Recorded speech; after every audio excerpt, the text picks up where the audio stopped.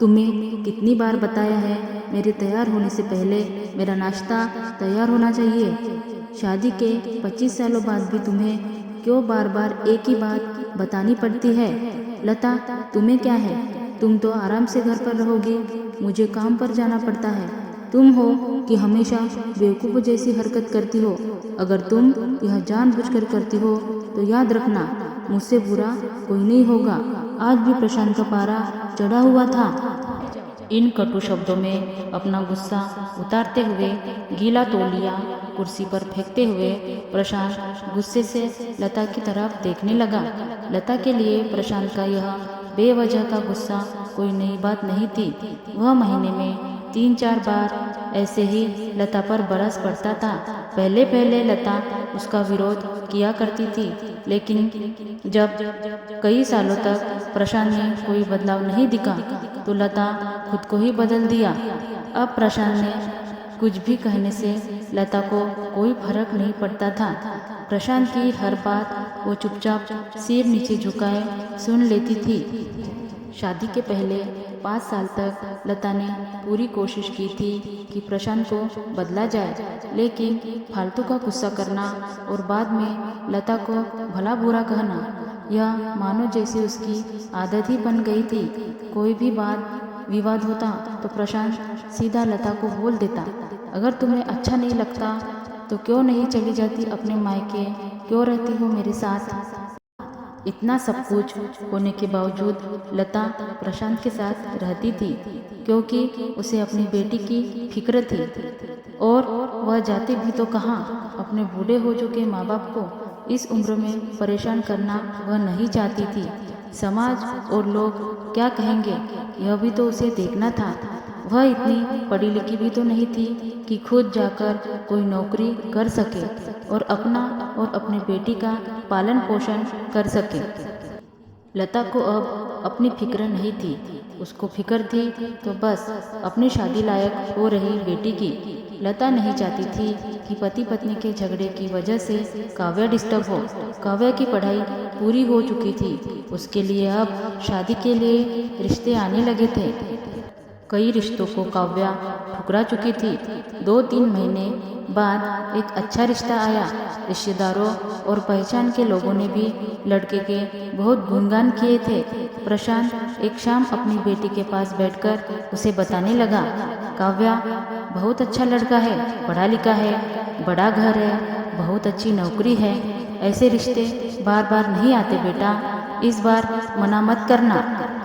काव्या अपने पिता से ज़्यादा बात नहीं करती थी, शायद डरती थी या शायद नफरत करती थी, लेकिन आज वो अपनी पूरी हिम्मत इकट्ठा कर बोली, मुझे अभी शादी नहीं करनी है पापा, मैं नौकरी करना चाहती हूँ, खुद अपने पैरों पर खड़ी होना चाहती हूँ।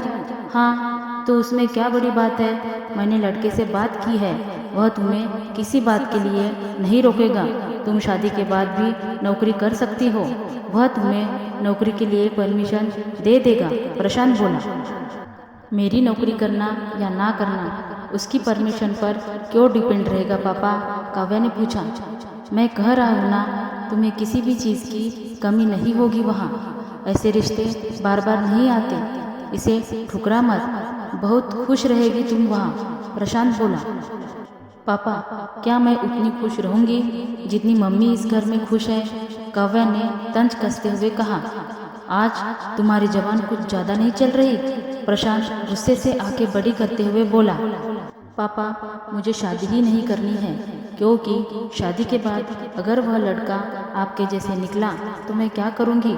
मुझे आपके जैसा जीवन साथी नहीं चाहिए जो बिना बात पर मुझ पर हमेशा चिल्लाए। मुझे भी अपनी पसंद का लेना हो तो 10 बार सोचना पड़े, कहीं वह नाराज ना हो जाए। मेरी तबीयत कैसी भी हो उसे परवाह ना हो, रोटी थोड़ी सी मोटी बन जाए तो घर सर पे उठा ले, उसकी चेकबुक ना मिले तो भी मेरा ही दोष निकाले और हर छोटी छोटी बात पर मुझे मायके जाने के लिए कहे। काव्या ने अपना दिल खाली करते हुए पापा से सब कह दिया। प्रशांत का गुस्सा 7वें आसमान पर था, लेकिन उसके मुंह से एक भी शब्द नहीं फूट रहा था। वो काव्या की बातें सुन रहा था। काव्या उतना ही बोलकर चुप नहीं हुई।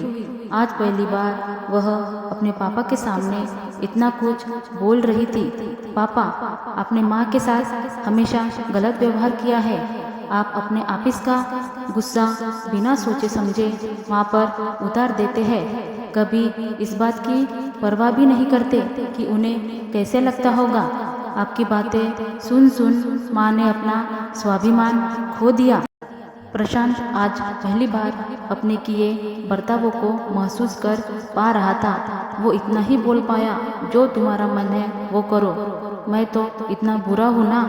काव्या ने प्रशांत का हाथ पकड़ा और बोली, पापा, मुझे सिर्फ एक सवाल का जवाब दे दो। क्या आप चाहोगे कि मेरा पति आपके जैसा हो?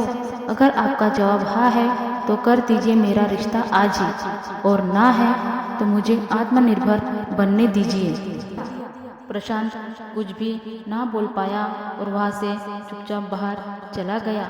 आज उसे लता के सामने जाने में शर्म आ रही थी। चलते चलते उसकी आंखों से आंसू बह रहे थे। प्रशांत ने आज से अपने आप को बदलने का निश्चय किया। अगले दिन से लता ने अपने पति में काफ़ी बदलाव देखा। वह सोचने लगी कि जो हिम्मत काव्या ने दिखाई है, वह हिम्मत अगर मैं पहले ही दिखा देती तो शायद आज परिस्थिति कुछ और होती।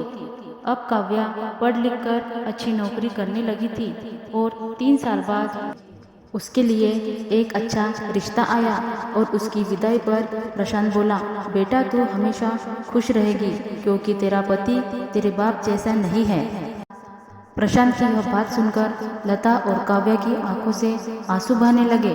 दोस्तों, हमारे समाज में औरतों को भले ही देवी का दर्जा दिया जाता है, लेकिन वह स्वतंत्रता नहीं दी जाती जो उन्हें देनी चाहिए।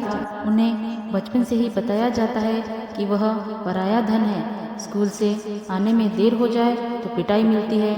मोबाइल पर बातें करते हुए दिख जाए या खिड़की से झांकते हुए दिख जाए तो शक किया जाता है। माँ बाप का घर तुम्हारा नहीं है, पति का घर ही तुम्हारा घर है। जीवन भर यह बातें बता बता कर उन्हें ससुराल भेज दिया जाता है और एक दिन किसी छोटे मोटे झगड़े में ससुराल वालों से उन्हें सुनना पड़ता है कि इस घर को छोड़ दो और मायके चली जाओ। अब आप ही बताओ दोस्तों, ऐसी स्त्रियों का सच्चा घर कौन सा? आखिरकार वह किस घर को अपना कहे?